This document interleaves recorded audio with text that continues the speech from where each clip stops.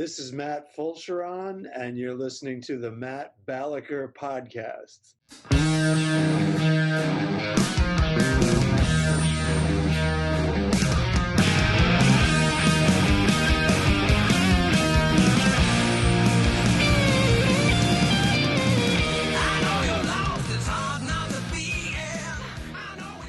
Good day, ladies and gentlemen. And I'm not sure if you always make good choices or tuning into this podcast is your good deed for the day, but I'm glad you did it. Because last week I was chatting with a good friend of mine, Andrew Norelli, and we were discussing today's guest, who just kind of out of the blue. And we both mentioned he's one of the funniest, most original, non-derivative comedians we've ever seen. I've watched, probably dozens of his sets, and I've enjoyed every one of them. He's performed on Comedy Central Presents, Live at Gotham, Last Comic Standing. He also appeared on the Joe Rogan Experience, which is a nice stepping stone to the Matt Balaker podcast. Please welcome the full charge, Matt Fulchiron, to the program. How you doing, Matt? Thank you. It's great to be here, especially after that introduction. Well, we can end it there. I mean, we can make this the first 14-second podcast you've been on, if you want. I feel good, and I'd like to get out on a high. All right. I'm moping around the city, and then meanwhile, you and Norelli are talking about how great I am. Yeah, I'm glad you contacted me. We're in Encinitas talking about you of all people, and I realized it was probably 10 years ago. I was doing some shows with him in New York City, and we bumped into you there, and now you're back. So, what's the story? Well, I didn't plan that first trip out very well. I went to, my friend said he had a room in his apartment, and you got to be careful with New Yorkers because what they call a room, I call a hallway. Gotcha. It's a cubby. Yeah. So I got there and I immediately knew I couldn't stay there.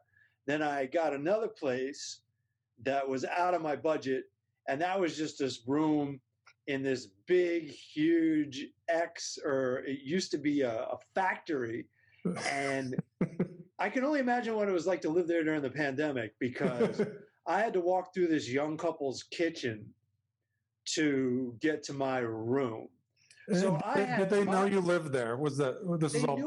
They knew I lived there, and I had roommates in my little jurisdiction of the old factory. But then I also had to walk through someone else's quote unquote apartment. And the way their apartment worked, from what I can tell, I tried not to look, but their kitchen was part of our hallway to get into our little area. And then they had a room with a door in it where they could sleep. So they had a studio apartment that was private, but this kitchen was just wide open, which is like, I feel like roommates is complicated enough. When you've got like this, another set of people walking through. Especially when one's a couple. Yeah, especially like it was one time they were eating dinner specifically, and I was like, hey. It's like, oh, it's her birthday. You're like, congratulations. Yeah. Like Sunday. It was like a Sunday dinner, you know how that is? Sunday gravy, everyone's getting around the table. Yeah, and so I felt bad for them, but what are you going to do? So that wasn't a great situation. And then meanwhile, I was going to my ex-girlfriend from let's say 6 years prior to that. No, more like 10 years prior. She worked at a bar down the street, and she would invite me over, and she would give me free drinks, and we were getting along very well. And she was like, "What?" And I was like, "Wow, maybe she's changed. Maybe I've changed or whatever." She invited me to live in her more traditional apartment, which was, side note, above a funeral parlor or whatever. And that doesn't bother me. I'd rather walk through dead people's kitchen than fucking live people's kitchen. A lot quieter, yeah. Yeah. So I move in there, and as soon as I move in there, it was like going to Bad Marriage Fantasy Camp. It was like, this is what it would have been like if I stayed with this woman. Like, we're not romantic at all, but she's still yelling at me and treating me like shit. Like the way, that's like why we broke up. So you get all the benefits of being in a relationship with none of the sexual part. So that's perfect. Yeah. All the yelling. All the yelling, nice. So now you're back. How have circumstances changed? Well, so then I went back to LA for a couple years, and I went back to visit New York to do a victory lap after a nice payday. I did a tour with Daniel Tosh, and I had money in the bank, and I had a little bit of like free time, I guess you would say. But it really came down to I switched apartments with Ari Shafir in the beginning of 2016, and I went out on a Tinder date, and 2 years later ended up moving back to New York to be with her, and we got married this April. So I've been here for 4 years now, almost 5 really. Newlywed Matt Fulchiron, Yes. And you got some pretty stylish artwork behind you. You look like there's a female touch here. I like it. That's what's happening. Okay. I did finally decorate an apartment when I started Airbnb-ing it in LA. But it was like, I was just like framing like Nirvana posters and shit. You know what I mean? Which to me was high end. The one where $100. Where the kid got sued because it was his penis on the cover of Nevermind. Was that? No, it wasn't. It was a cooler picture of like the 3 of them. It was like a publicity photo from like 91. I like it. Well, speaking of 90s, like a lot of comics, even now, kind of dress like they're in a grunge band. But your style game has always been higher than the rest. Like, what's the story behind wearing a suit on stage? Well, wearing a suit on stage, I got really caught up in the rock and roll of not grunge, but of the early 2000s. And there was a sloppy dressing to those bands like the Strokes, but there was also one guy in the Strokes wore a suit, and the Interpol wore a suit. And so I discovered that I could very cheaply go around and buy thrift store suits, and you look just as good in a thrift store suit as you do in a regular suit. For sure. And so it was kind of like a pass at looking really, really good. Like, yeah, I'm in a suit, but it's a piece of shit suit, and it doesn't match. It's kind of like a loophole on dressing nice. You're like, I want to dress nice, but not fully commit to it. I want to dress nice, but I don't want to look like it's important to me. Oh, okay. Very rock and roll of you. Exactly. But then it kind of became part of your persona. And did you ever just say, like, I want to wear a flannel shirt today, or I want to wear a T-shirt? Yeah, so I usually, you think of me as a guy that wears a suit, because if I know I'm getting my picture taken, or if I'm doing a TV spot, I'll wear the suit because it's timeless, A, and you look good in it, B. But I don't always wear a suit. And I'll go do shows and people will be like, whoever's booking it will be like, dude, you're not wearing a suit? You're not even taking it so seriously? And I'm like, no, I actually only wear a suit when I feel like it's, so like Saturday night at a club, or like if I'm on a big tour, like I open for Tom Segura right now, I'll wear the suit there, because sometimes I feel like wearing a suit is like off-putting, because people are like, I'm already from New York, and they're like, who does this guy think he is? Or can misconstrue that I'm like an observational type comedian, and I respect these comics big time, like Jerry Seinfeld, Brian Regan, but that's like not who I am. So it's it's somewhat ironic when I wear a suit, because I'm very casual on stage. Although I've gotten more disciplined and more into doing my jokes perfectly, and I'm not drunk anymore. So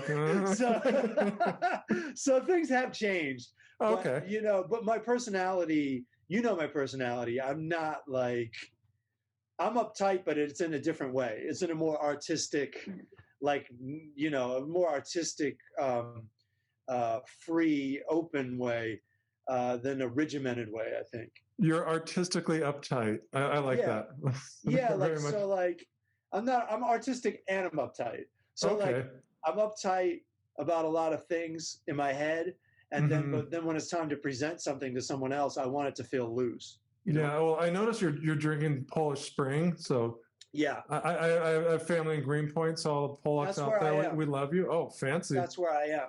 So, well, say hi to Leonard Street. It's really hip now. It wasn't when my dad grew up there, but now it's it fancy. Really is. Yeah, that's I don't know if I want to give this information out. That's where my car is parked, is Leonard Street. Oh, okay. Well, this will air in a few weeks. So if your car is still there, you have problems. Yeah. That's the math I did. And I just proved that I'm uptight. Yeah, oh, yeah. No, because that was evidence. And, you know, I have such a weird relationship with podcasts because it's just it's how our business is done now. Mm-hmm. But it's so weird to like just constantly be putting information out.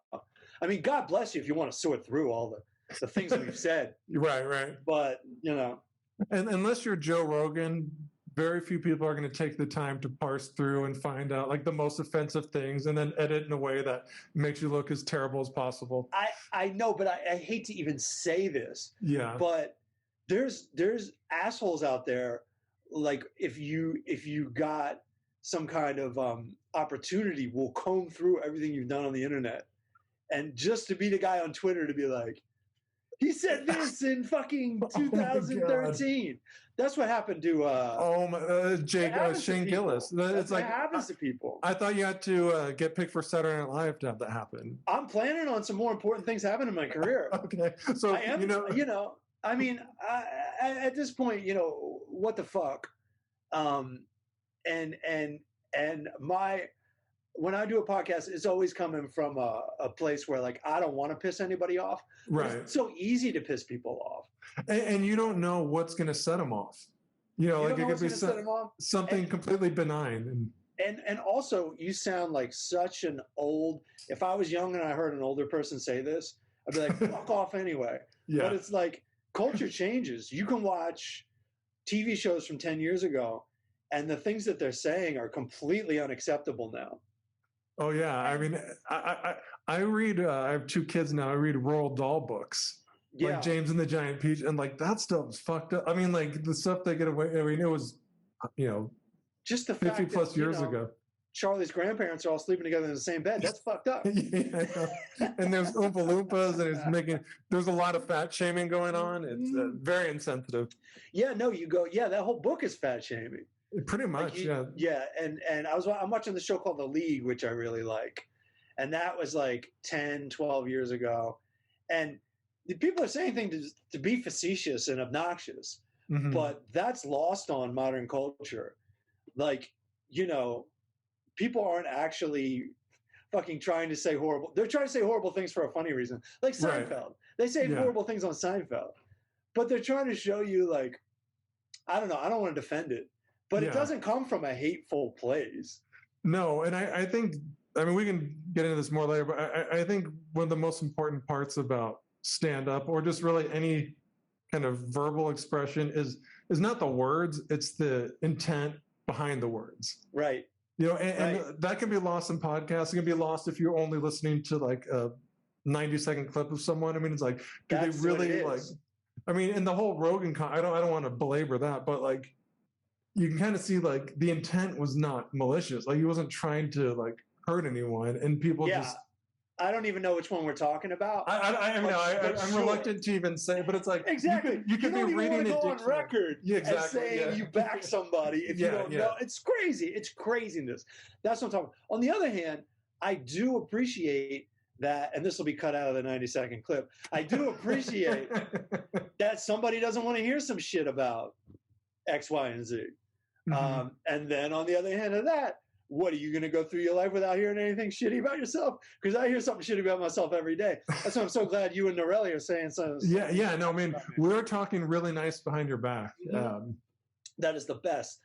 That's like I know you're drinking water. I remember doing shots with you. Is this new? Like, are you exclusively water based or? No, I'm not exclusively. I'm not sober. But I do have rules for myself. Okay. Getting back into being uptight. I'm at a 2-drink minimum as opposed to a comedy club. Okay. 2-drink maximum. I go over it sometimes. Right. I find that I can't sleep at all if I drink, and I put on a lot of weight when I drink. And you look svelte. Like you look like you can fit into one of your suits from 2006. Yeah. So it's like I just I don't know. I'm not as into booze anymore. I still really like. It's more like a cup of coffee to me now. Yeah. Like you don't realize how good one drink is. Like, you can really feel it. But when your objective is to get fucked up, that one drink is just like, it's in your way. It's like, we got to get this one drink down. Like, you don't even enjoy it. But now I can enjoy drinking beer. And then I'm loving this maturation of the full charge. This is well, I mean, at a certain point. I mean, you're already 25, so I get it. You know, you don't want to change your partying ways a bit. It's funny how long it can take to, especially, you know, if you do something like stand-up comedy for a living, if you're single, I lived in Los Angeles for a long time, like all these things, you can be in adolescent mode for a while. I mean, a lot of people like forever. Myself, like wanted to be in adolescent mode. Like, I think I actually regressed when I moved to Los Angeles, as far as like certain disciplines and mentalities, you know. Where did you grow up? I grew up in Southern Maryland. My parents were both from New Jersey, Northern New Jersey. And so they're very East Coast, work ethic type people.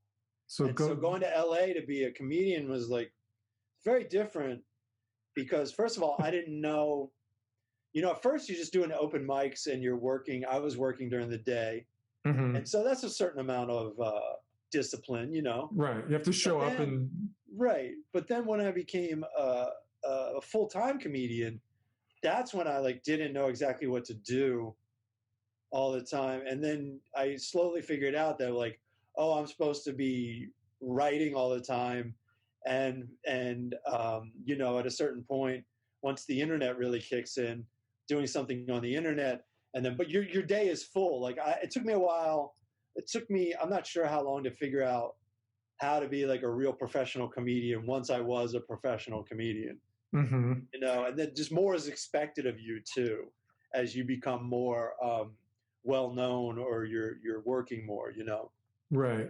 Well, I want to rewind a little bit, because, you know, now you're this polished pro, but at one point you were a diamond in the rough. Did you get started in Maryland, or did you? No, I did something you're not supposed to do, but a lot of people have done it that I know that are very successful. That I started in LA. I had no intentions of being a comedian when I moved there.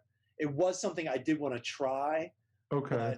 In the 90s, and I don't think a lot of people know this, a lot of comedians don't even know this, I don't think. In the 90s, like, at least me as an outsider, before I was a comedian, I just thought stand-up was like tacky and corny and left over from the 80s. Like, it's there was such a boom in the 80s, so naturally it was going to be kind of a regression to the mean. Yeah. I liked it in the 80s, but I was at the age where I was 15 in 1990. And so, and I saw this, you know, the rise of, you know, I was young for all of the 90s. Like, I was in a sweet age for all the 90s. And so everything from the 80s was lame in the 90s for some reason. This is a phenomenon that I've never seen again. Like, we don't think of the last decade as lame. Not really, I mean, no. Hopefully we'll look back and think of all this political shit as lame 10 years from now. But anyways, I thought stand-up comedy was like corny, and but I still wanted to do like my version of it once. Just try it. I was check it off your list. Yeah, like skydiving or something, which I never did. Stand-up's probably way scarier anyway. Me too. I think I'm with you.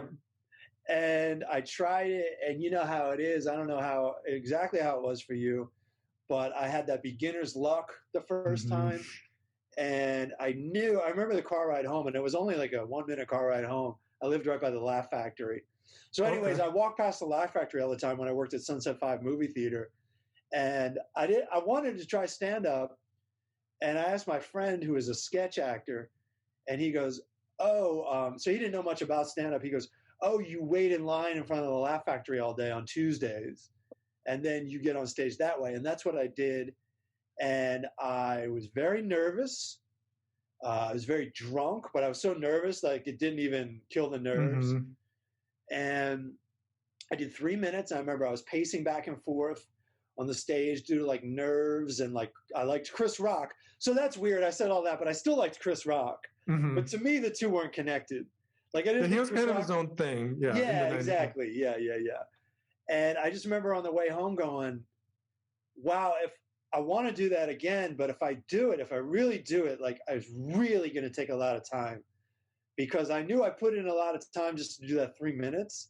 Mm-hmm. And it was, even though I got laughs, it was a disaster. I forgot lines. It was a miracle I got some laughs, but that's how good that open mic was back then. Yeah, and for people who are unfamiliar, the Laugh Factory open mic, when Matt says 3 minutes, like it is exactly like they will cut your sound after 3. So usually people are buttoned up and they like try to rattle off as many jokes as possible. What was your strategy for your first open mic? My strategy was just, honestly, it was a bad strategy. A strategy I would never have now, but not in the way you would think. My strategy was go up there and do it perfectly and kill. Mm-hmm. Like you can't really bring that mentality up. Like you can't try to do something perfectly. You'll fuck it up. Mm-hmm. And then you'll get upset that you fucked it up. You prepare, but I over prepared. But when I was waiting in line, this dude was like, so where do you get up? Like, what do you do? And I was like, I've never done stand-up before. And he's like, dude, get the fuck out of here. Get out of line. You don't go do stand-up for the first time at the Laugh Factory. You develop it at coffee shops, mm-hmm. blah, blah, blah. And I knew he was right, but I had told my friends I was going to do it. And I guess I wasn't exactly sure that it was going to be my career. So mm-hmm. I guess, but it didn't help with my nerves. Like it was the first time in my life I couldn't eat. It was the first time in my life I couldn't eat. But were you sober when you got up there? No, I was very drunk. Yeah. So you sign up at you wait all day, and you sign up at 6, and then you have 2 hours. And I lived right nearby, so I went home and drank some of this liquor that we stole from a party. Like liquor, I'm a beer drinker. Yeah. But that was what was at the house, and I was drinking I think gin or rum or something, Bombay something. You don't want to drink something with bomb in the title, but no. And when you talk about that 3 minutes, there was a guy on the stage. I think his name was Harvey, and he emceed the show, so it would move quickly. And I remember the last thing I said, I was like, oh man, I forgot my punchline. I fucked up. And he goes, that's okay, Matt Fulchiron. And that's okay. It was a victory. And I know and I drank even more beers there. Like I had way too much to drink. Mm-hmm. But I was a drinker back then, and I was so nervous that it evened out somewhat. Right. And I remember Bob Saget was on the show, which was so exciting. And Bob Marley was on the show. Wow. Which I don't know. People don't know. Oh, he is a beast. Yeah. He's a guy from Maine. Mm-hmm. He was like a clean, likable comic. That bit about the silly itchy boobs, like the shirt with the itchy boobs. He's like one of the funniest comedians I've ever seen. Mm-hmm. And anyway, that's how it went. And then I was like, and then another good thing about Los Angeles, I don't know if that was a good thing or not, but what is good about Los Angeles is there's a shit ton of open mics. Yeah. And yeah, you're in LA, but you're nowhere near the comedy bookers. Like you're just nowhere near them. You're the 180. Like they're not going to go to open mics. Like you think when you're doing it, you think they go there to scout, but they don't. Because it accidentally happens sometimes because somebody's actually getting coffee there. I guess it's possible. Yeah, that's possible, but you're never getting that. Back then you looked for the 3-picture deal or the development deal. That wasn't happening at fucking Jennifer's Coffee House. No. What was happening was a lot of pain and misery. Right. I mean, you're up there and you're, now that beginner's luck is gone and now you're really in the weeds, in the trenches. And what you don't realize is you're actually in someone else's peer group when you first get there. You don't realize all the other open micers know each other and they're not even listening to each other. And that's why certain people are getting tons of laughs. It's because they've already put in fucking 40 hours with the other comics. So they're going to have to win over that audience every time. Yeah. What else is dangerous is if you stay around too long, you become part of the clique And Mm-hmm. then you get all these laughs for jokes that aren't good enough. And you're only going to stay there. You're not going Right. to want to leave the little safety net. Right. So I brought my girlfriend one time, and she's like, I don't even understand what anyone's talking about. Like, because there's all these inside jokes. Sure. And like, it's ironic because that really is a comedy club. Mm-hmm. Whereas the comedy clubs has rotating members. Yeah, the they don't bikers are a club of hang people. out there. Yeah. That's a good point. Do you remember any of your earliest jokes or bits? Yeah, one of my first jokes, I quit doing it because I thought it was vulgar. I was like, I'm going to get a tattoo. Because this is when, like, talking about tattoos was, like, interesting. Now it's just like, yeah, whatever. Yeah. You got a dentist, you got a tattoo, whatever. Right. You got a tattoo artist. But I was talking about how, first of all, I did a joke about how it was very Gen X, dude. It was like about how you go to see a live band, but you wear earplugs. Yeah. Like how stupid that is. That's just smart, right? Yeah, and I was like, that's like shooting your mouth full of Novocaine to get extra hot sauce on your burrito. I remember that joke. That's a good. I like that. I remember I did a joke about a band. The band was called Death by Disappointment because bands were all gloomy back then. Yeah. And I had a joke about tattoos where I'm going to get a tattoo of M on each of my butt cheeks. So when I bend over, it says Mom. And I quit doing that joke because it's like, you think whatever you want about that joke. Yeah. But then I read George Carlin's book, and he did the same joke. So it's like, dude, I was on a good wavelength. Right. It was parallel writing with one of the greats. Yeah. Right. One of my favorite jokes I've heard, period, that still sticks with me is yours about the mini liquor bottle. And I don't want to ruin it by butchering it, but you got to check out his stuff. When did that come about? When did you start using that joke? This joke, and this is gonna break hearts, and this is gonna show the man behind the curtain. But this joke is when I was starting to do the Comedy Store open mic in the early 2000s, and I was again like really, looking back, had quite the alcohol dependency. Like I didn't really know. This is before the beer. The bar was on the Comedy Store patio. And it was difficult to get a beer there. Yeah. So I would go get like these mini vodkas or nothing crazy, just like one. Well, there are a few liquor stores around there too, so it's pretty easy to get. Yeah. So, and you probably had to park. I had to park far away anyway. So I went to the liquor store, and I was like, "Yeah, I bought it." And the clerk actually was like, "Oh, you getting fucked up tonight?" Huh?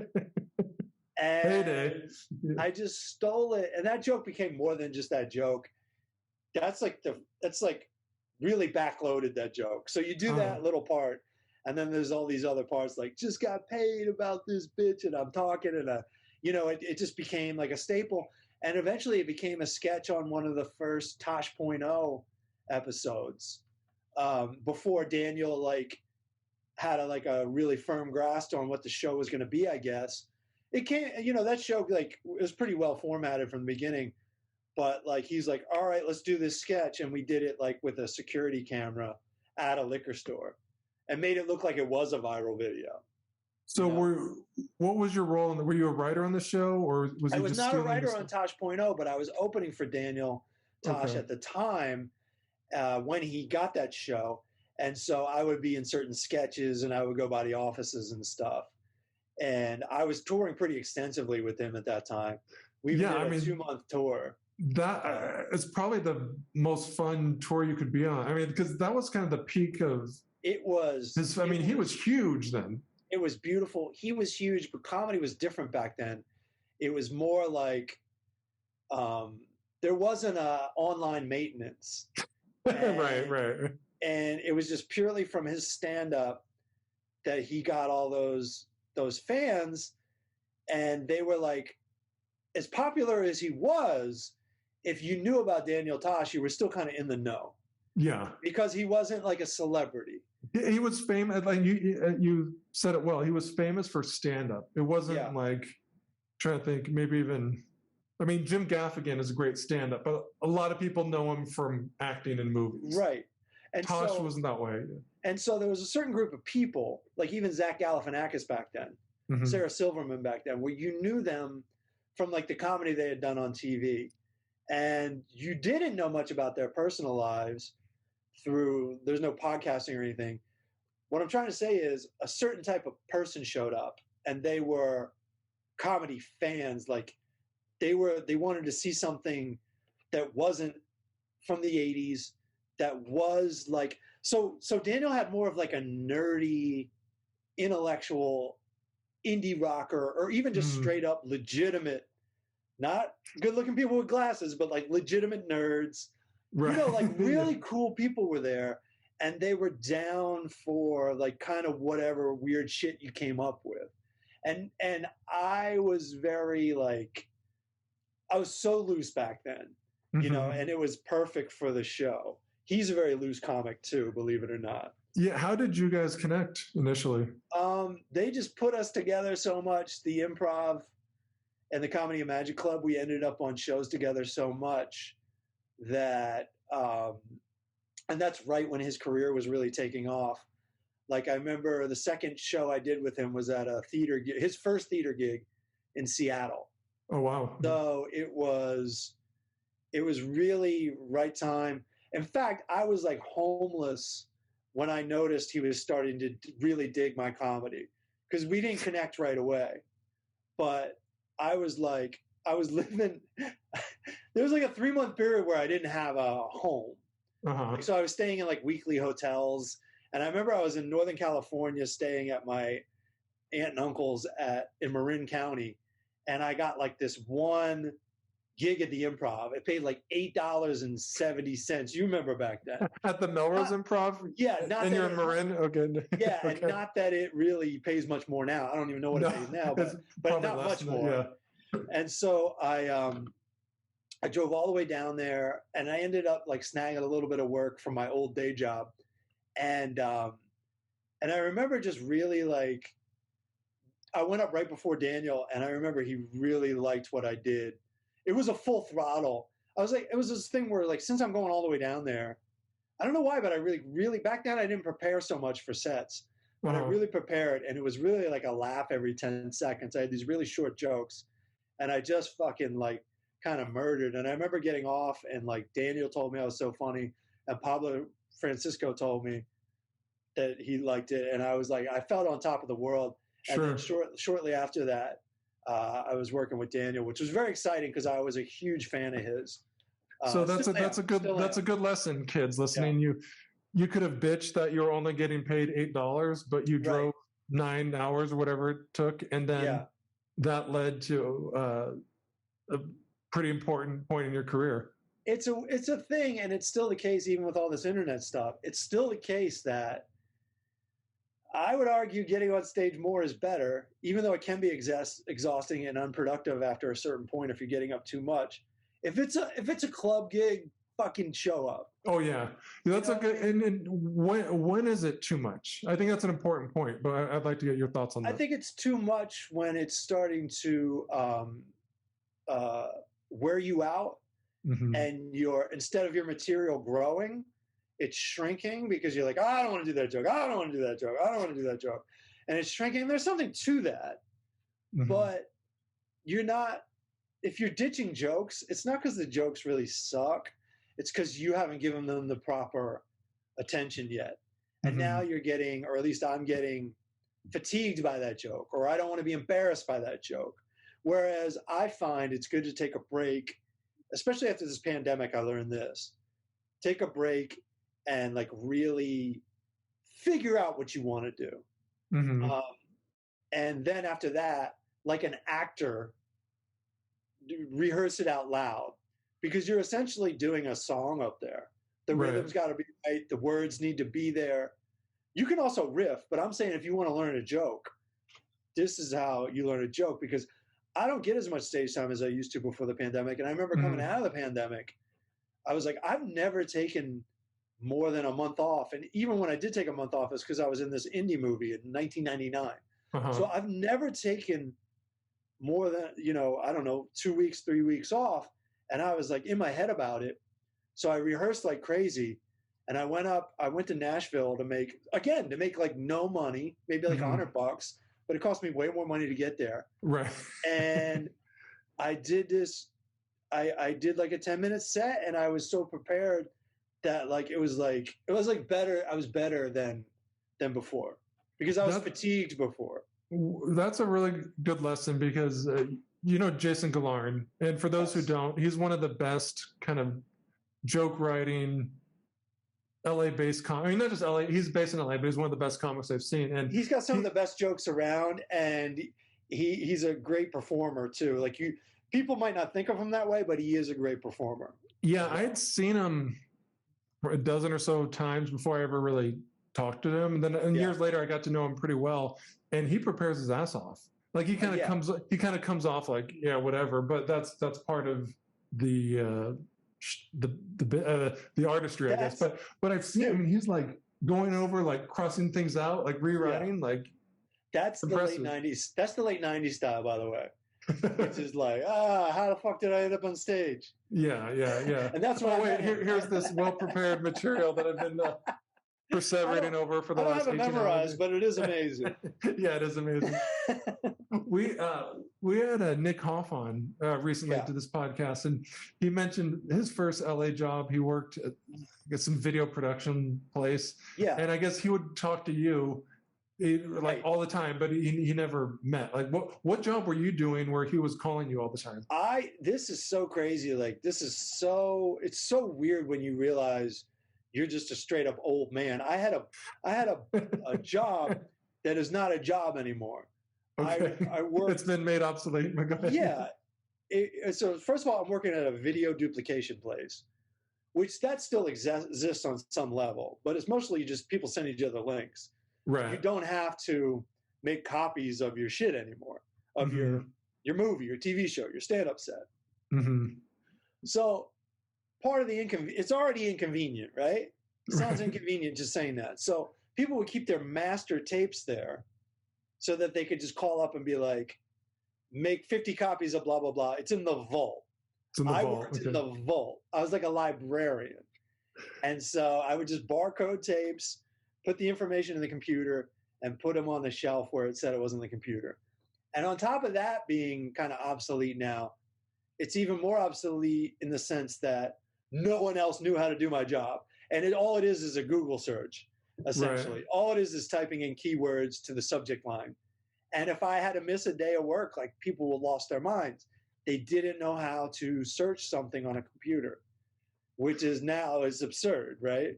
Did you get paid well for this? Because it seemed like you're really valuable. No, I didn't get paid well. And I'm like one of the first quiet quitters. Like I showed up with the attitude of, please fire me. I don't want to be here. I want to be a stand-up comedian, but my work ethic wouldn't let me quit the job. So I don't know if you call that work ethic, but it's like a surface level thing. Yeah, it's a surface level. Yes, I have a job and there's money coming in. So what, other than stand-up, what have you done to help make ends meet over the years that you can share? I worked at a movie theater when I first showed up to LA. I worked at that video duplication on and off from 98 to 2007. I worked at I was a cater waiter on that boat, the Hornblower in Marina Del Rey. Cool. I don't know if you watch Arrested Development. I have. They always use the same boat. It's like a big boat with a bar on it. That's the boat.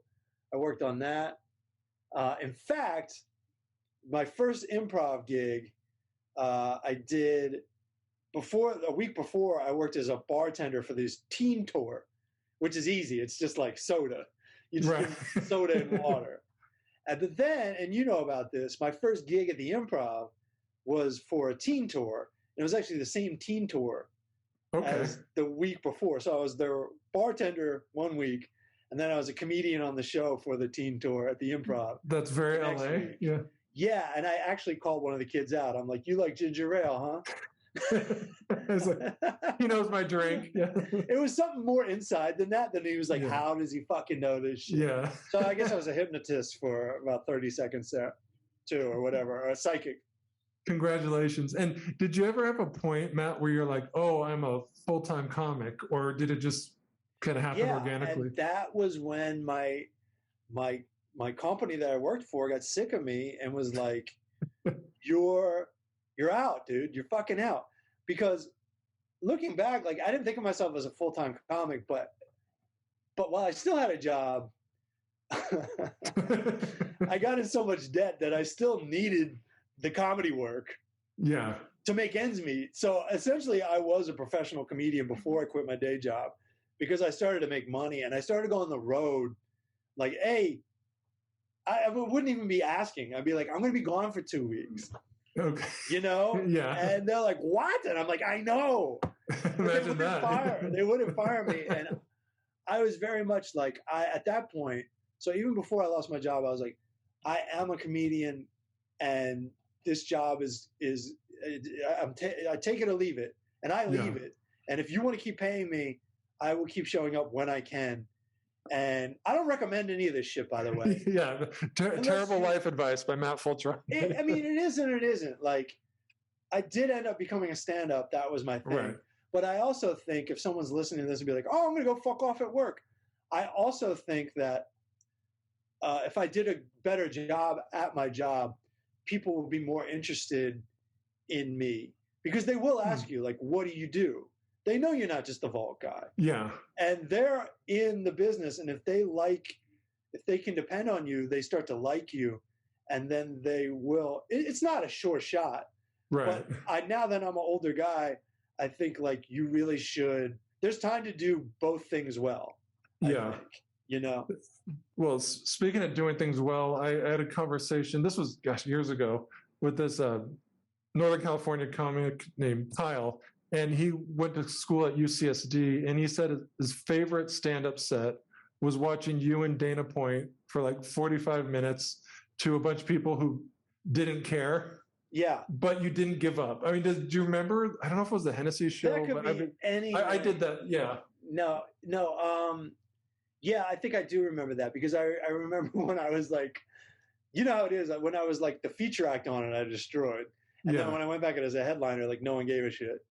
I do remember like a rookie mistake, and I was not a rookie at that point. I remember actually handed someone the microphone in the audience, which you just like never fucking do. Because you could like lose total control of the show. I grabbed it back. Nothing bad happened. But after I actually said like, I was like, you never do that. Like, what the fuck was I thinking? Like right then and there. Yeah, I kind of remember that gig. I've had a lot of gigs like that. Well, I mean, it created a fan for you. But how did you get that kind of bulletproof? Like, because, you know, maybe your first couple of years, a lot of people would just wilt under that. But I think, and I have wilted before, you know, sometimes you reach for it and it's not there. Yeah. But what you really have to do is, and I just learned it from doing open mics, and that's why my whole stand-up routine became savers for a little bit there. Like it was a whole concept. Like I tell a joke that was like, all right. And then I brag about how funny it was. Right. But the joke bragging would be like way funnier than anything. Yeah. And it's like a whole concept. It's like the comedian who's like really arrogant and brags about his material. Like I wrote this joke on deposit slips because it's money in the bank. I think that was one of yours. Yeah. Yeah. And that's something we used to say when I was in a band. We wrote that song on a deposit slip, you know? And, but then beyond that, it's just, you have to get in the zone where like, it's not really about the material as much as like we as comics examine material. Mm-hmm. It's more about you have the material as a tool. And if you're at a tough show, you need to like riff more and then go to the material when you can't think of anything else to say. So you just have to like trust yourself. And that's very difficult, but I do. I trust myself that I'm going to say something funny because it doesn't have to be brilliant. It just has to capture the moment. And if you can tap into that, that requires letting go. Mm-hmm. You can't like intellectually do that. You can't strategically do that. You have to stop talking for a second and kind of like listening with your eyes, just kind of like looking for things. Like you'll be in the middle of a joke and be like, all right, I flubbed the word. Yeah. This ain't going to hit. I'm going to say something about that guy the second it's done. Mm-hmm. And, you know, just things like that. It's like you're spinning plates. You really have to have two things going on at once. And most comedians do. have Oh two yeah, things you have going to on at once. finish the joke you're doing and then be 2-3 jokes ahead in your mind. You're And like, well, I'm not closing with that now. Yeah. Like right in the middle of a joke, you're in your head. I thought I was going to do that at the end, and I'm 40 seconds in, and I already burned it. Fun. So you mentioned Tosh, but one thing I admire about what kind of your career arc is you seem to surround yourself with good people. You know, like I think I met you initially, maybe it was through Ryan Sickler, but I know you're tight with Tom Segura and Christina. Yeah. And you guys kind of like how did you meet, and how have you all kind of influenced your careers? I met Christina, and I'm pretty sure that's how I met Tom. I don't remember. And Tom's still doing comedy, right? I want to be clear. He's doing fine. Okay, good. He's doing very well. No, it's actually amazing to see, you know, because I did know this guy when he first started, and now he's playing huge venues. They even referenced him on Family Guy. Like I was doing the dishes with Family Guy on it, Shit. and Peter Griffin was like, Tom Segura? I'm like, what? If like, he wasn't so nice and talented, I'd hate him. But yeah, go ahead. Yeah, he's a good guy. He's a sweetheart. But I met them. Christina was running a show in Los Feliz at a place called Tangier, which is now a Starbucks like anything else. But there was this back room, and a friend of mine, Mike Hollingsworth, somehow got me on the show, and I got to know Christina that way. And then I met Tom, you know, not much longer after that. And Tom and Ryan Sickler were friends. And that's really how I got to know Tom. And did you have any like Maryland connection with Sickler, or did you just... No, me and Ryan met, we were both repped by this management company called Power Entertainment, which is now Levity. Oh yeah, Levity Entertainment. Yeah, and they were this is back, I mentioned before, where you try to get development deals. So they like try to shortcut that by like, all right, we'll just get like 5-7 minutes from like these comics, young comics. Me and Ryan were very new to the game. I had been doing open mics for 3 years, and we're developing these 5 minutes. And every month or so, we would all showcase these things at like the Irvine Improv or whatever. And we met each other from doing these showcases once a month. And yeah, when we knew Maryland is a small club. I know Ryan's definitely into that, and it definitely blows my mind when anyone's from Maryland, because it's such a small state. And it just seems so far removed from Los Angeles, especially when you tell people you're from Maryland, and they introduce you and be like, yeah, he's from Massachusetts, he's from Maine. Like no one even knows what Maryland is, even though it's like Washington D.C. He's from Nevada. They don't even know that, you know. Yeah. So did you guys write together, or I mean, I know you kind of like we started a podcast together, me and Ryan, the Crab Feast. Oh, that's right. And then Larson came in too. And... Yeah. I went to New York and left those guys to that, and then we wrote here and there, but not stand up. We try to write like TVs. You know how it is. Were you part of Cut Man? Because I remember Tom and Ryan. Like, it was like a boxing movie. I wasn't in that. I love that movie. Now that short, you know, they've got some juice behind them. Can they reignite Cut Man? Can they make it happen? The fans know Cut Man. Okay. The fans know Cut Man. But the thing about podcasting fans is they're not looking for. They just want the podcast. Podcast fans are fiends. They want podcasts. And I don't know. Like, you're asking me, but I don't know how in demand that is. But I have seen people reference it online. That's funny. Because Tom is a crazy character in that. In that. Teddy Loons, I believe his name is in that. And then, Ryan was like, you know, early 30s, late 20s, playing like a 50-year-old grizzled like Cut Man.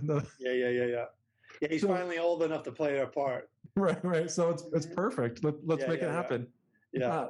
So earlier you're talking about Tosh, and in the call it 10, 12 years ago, he was touring, and in some ways, Matt, he had like the 90s dream, you know, like for young comics. Like you're on a television show and you use that television platform to do like a Comedy Central sponsored tour. I still think it's the best dream, by the way. I have no problem with it. You're like on the clock every time you're working.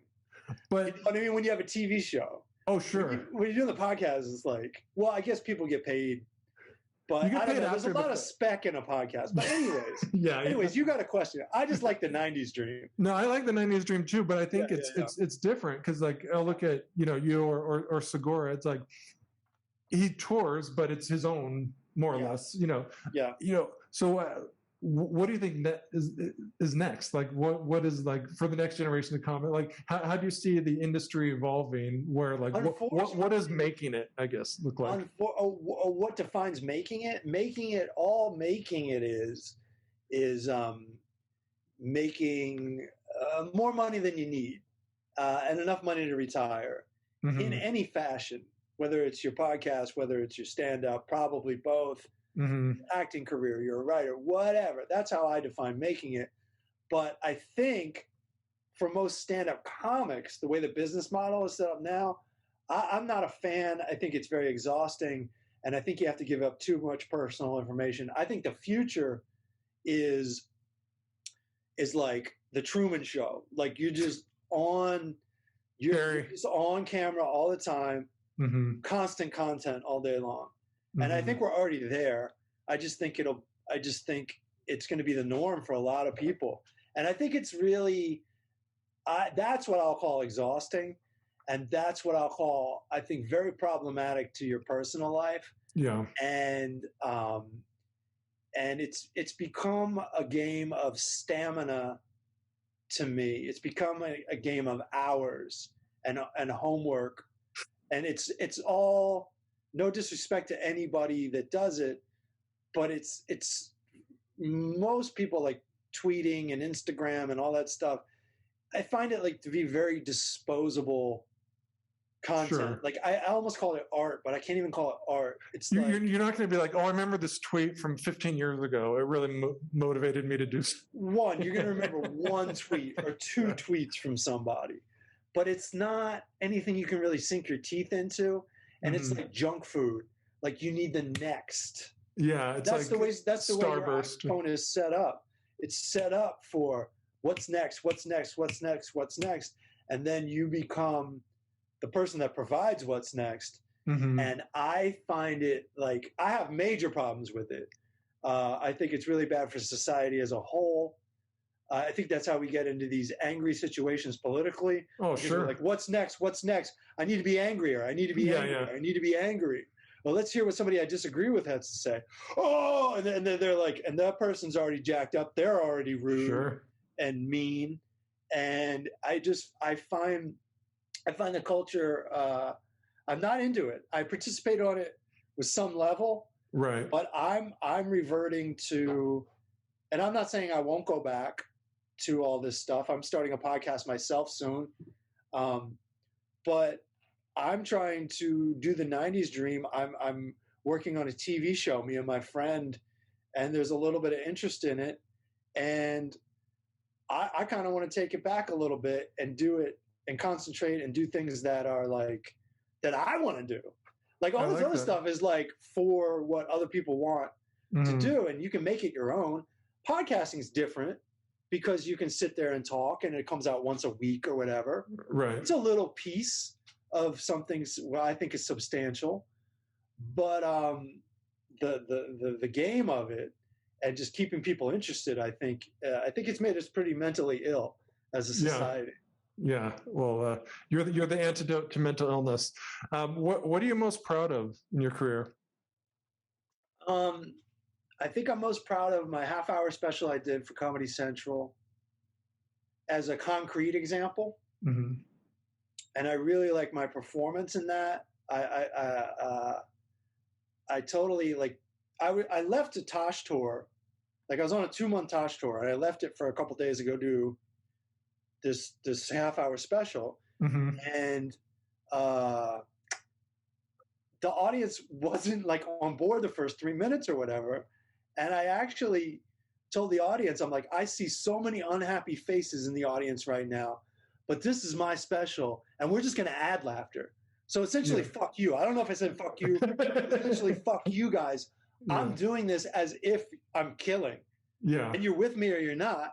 And I oh my God, I just totally changed their mood. And it was such a fun show. And it was so loose. You want to talk about loose. and then they edited it down really tight. They took all the loose out of it. Yeah. The vibe is there.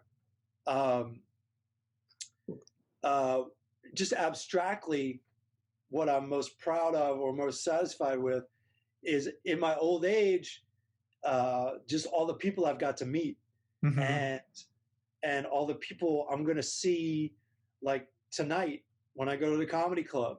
Right. I don't know who I'm going to see, but I'm going to see people that I've known for decades, somebody I just met.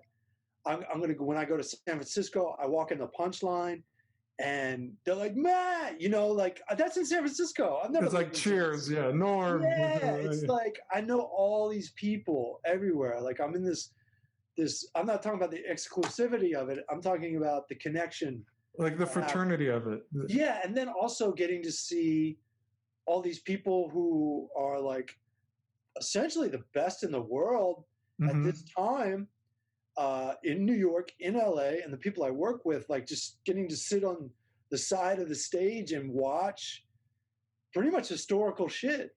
Right. Like it's pretty fucking great. Well, Matt Fulchiron is pretty fucking great himself. What are you most optimistic about, whether it's comedy or life? I'm most optimistic about my relationship with my wife. Like that seems to be something I can count on. Whereas show business is a fucking beast. You know, like, okay, it's been rewarding. We're celebrating all this time we spent, all this stuff we've done. But, you know, when you're hot, and when you're not, you're not. And it can be heartbreaking and frustrating. And it could not be there for me at a certain point. So I'm optimistic about what I'm doing, because as far as like, I know it's going to be good, but as far as popularity and business, I'm not always optimistic, unfortunately. And that's just because I've been conditioned to be that way. It's natural. So where can people learn more about your podcast, I'm at thefullcharge.com. At the Full Charge on Twitter and at the Full Charge on Instagram, and that'll pretty much give you a good head start. I also got some videos up on YouTube, just if you type in Matt Fulchiron. I've started to put some stand-up videos out. Oh, nice. Well, we'll link to those. And Full Charge, thank you so much for joining us. Really appreciate it. Thank you. I had a great time. Thank you for listening to this episode of the Matt Balaker podcast. To learn more, please check out mattbalaker.com and encourage your friends to like, subscribe, and share. Really appreciate it.